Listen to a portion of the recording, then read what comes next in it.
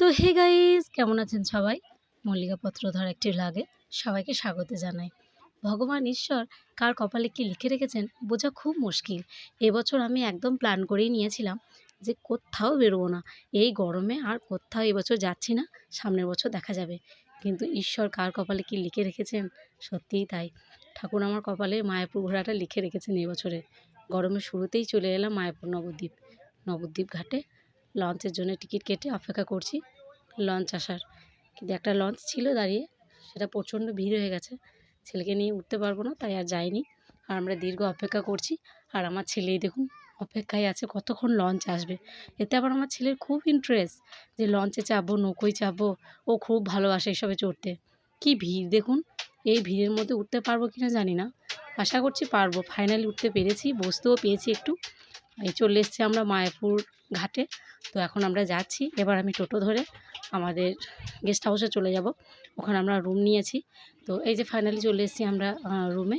এবার রুমে একটু ফ্রেশ হব। আমরা গিয়েছিলাম গঙ্গা স্নানে, গঙ্গা স্নান করে তারপরে রুমে ফ্রেশ ট্রেশ হয়ে চলে এসেছি ইস্কন মন্দিরের সামনে। তো এখানে টাকার বিনিময়ে ভোগ খেতে পাওয়া যায়।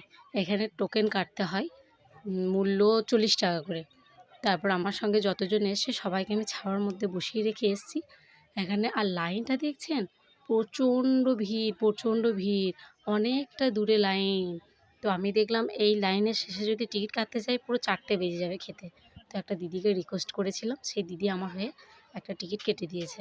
তো আমরা এই যে এখানে চলে এসেছি খেতে, খেতে বসে গেছি। আপনাদের সঙ্গে ভিডিও করে যে একটু শেয়ার করব, আমার ছেলের জ্বলনে সেটা আর হবে না। আর শুধুই ক্যামেরার সামনে ঘুরুর ঘুরুর আর ঘুরুর ঘুরুর। আর এখানে এত সুন্দর পরিবেশ, সত্যিই তাই। খাওয়ার আগে মনটা পুরো ভরে গেল। চলে এসছে পাতা, তারপরে খিচুড়ি ভোগ, এত সুন্দর হয়েছিল খিচুড়ি ভোগটা খেতে। তারপরে সাদা ভাত সবজি। আমরা আবার রুমে ফিরে গিয়েছিলাম একটু রেস্ট নিয়ে। তারপর আমরা ঘুরতে বেরিয়েছি মায়াপুর ইস্কনের সামনে। অনেক টোটো দাদারা দাঁড়িয়ে থাকেন, তো ওনাদের সাথে কন্ট্যাক্ট করে নিলাম।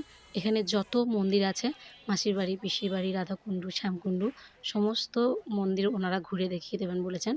তো আমরা ঘুরতে বেরিয়ে পড়েছি। আর সত্যি তাই ভীষণ ভালো লাগছে। আর বাইরে বাইরে কেন ভিডিও করছি বলুন তো, ভিতরে ভিডিও করা বা ফটো তোলা, ধূমপান করা এগুলো একদম নিষেধ। তাই আমি ভিতরে ভিডিও করতে পারছি না, মন্দিরের বাইরে বাইরে ভিডিও করছি। যেখানে নিষিদ্ধ নেই সেখানে আমি অবশ্যই ভিডিও করব, আপনাদের সঙ্গে শেয়ার করব। তো এই আরেক জায়গায় চলে এসেছি। এখানে এসে একটা আশ্চর্য লাগলো আমার খুবই। কারণ এখানে একটা বিশাল বড় গাছ আছে, এখানে কিসের একটা সমাধি বলল, আমি ভুলে গেছি।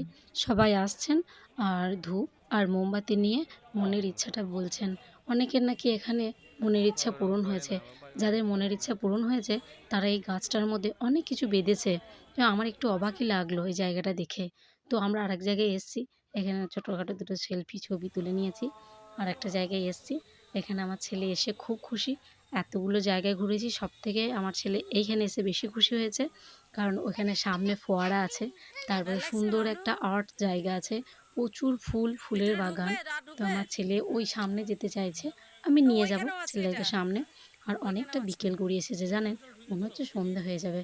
তা কি, ঘুরতে এসেছি তো। তো চলুন, আমার ব্লগটা আজ এই পর্যন্তই, ফিরে আসছি পরবর্তী একটা ব্লগ নিয়ে।